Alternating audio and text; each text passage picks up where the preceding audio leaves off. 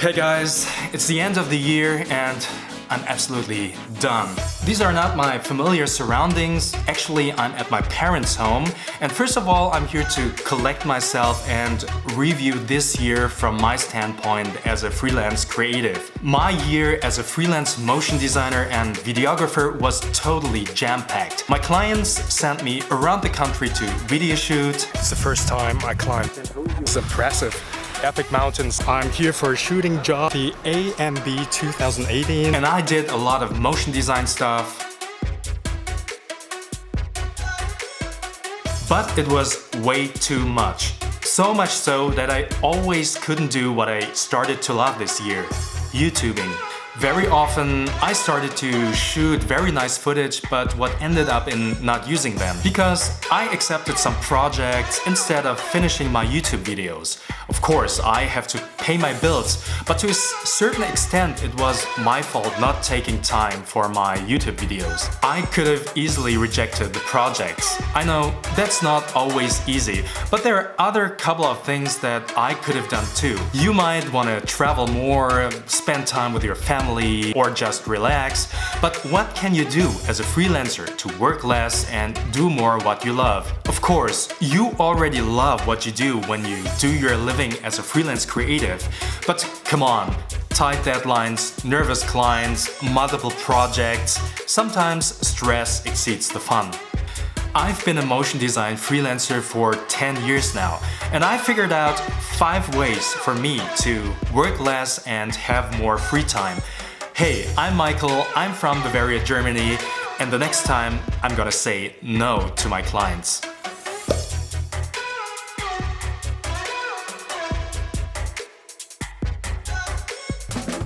So here are my 5 tips. Tip number 1, dare to say no.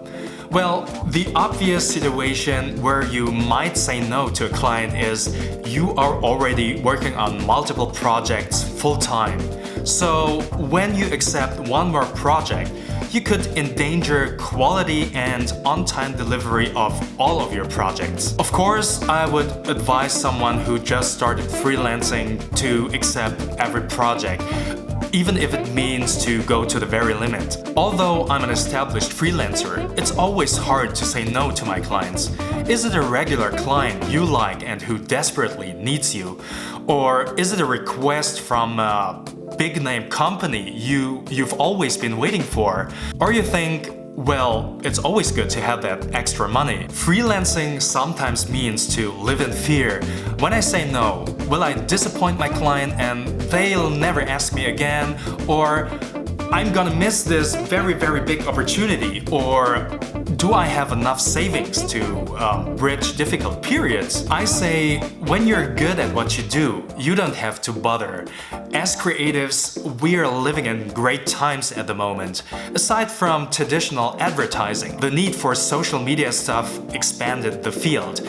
The pie is very large for every creative, and the chances are very big nowadays to get a slice of it. So if you're an established freelancer and you've always been kind and doing great jobs for your clients, be relaxed. A regular client will come back to you. And if he doesn't, new clients and good opportunities always come and go. I know how to say no to a client is a topic on its own, but however, my advice to you is be confident and say no. It's not the end of your freelance career. My tip number 2, do less prestige projects, do more bread and butter projects. Demanding big name projects, be it a TV commercial or a film title opener, causes more stress.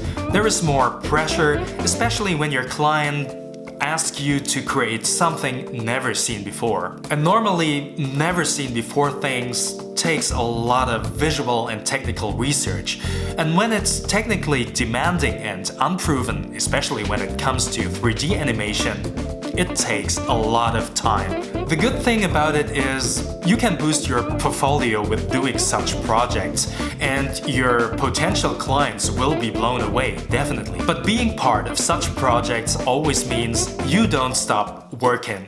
even if your workstation is switched off, because you keep thinking of how to solve this visual problem or that technical obstacle, and bothering about your project, even if it's in your private time, means working to me. There may be a bigger paycheck at the end of the day, but please put into account the tremendous work you put in. Now, look at these so-called bread and butter jobs. Daily advertising brochures, animated social media clips, or digital signage animations. They are more or less unsexy, but they can be accomplished in 2 or 3 days and are not technically demanding.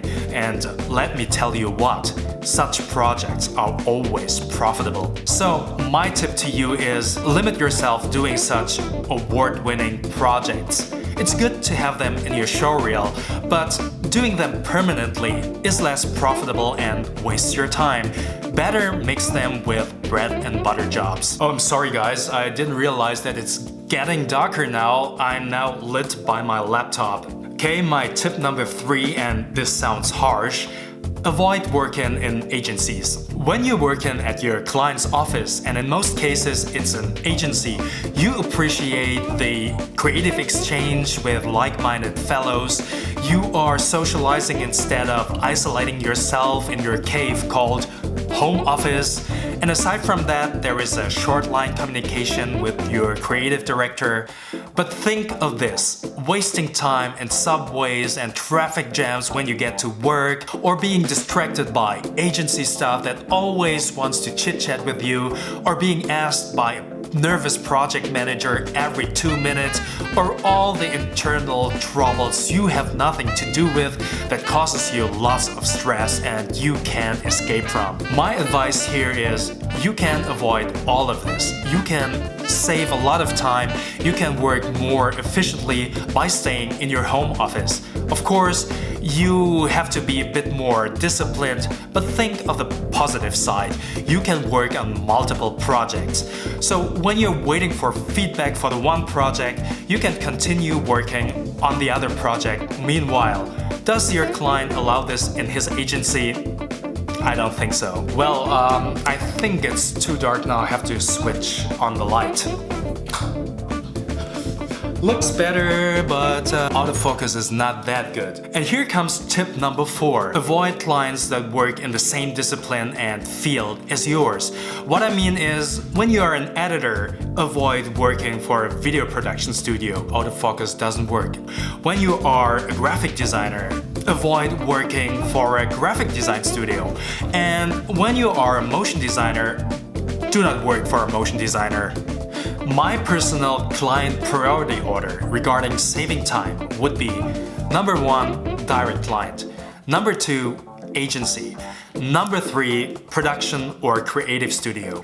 The advantage of working for a creative studio is that you speak the same language, so here again you have a short line communication.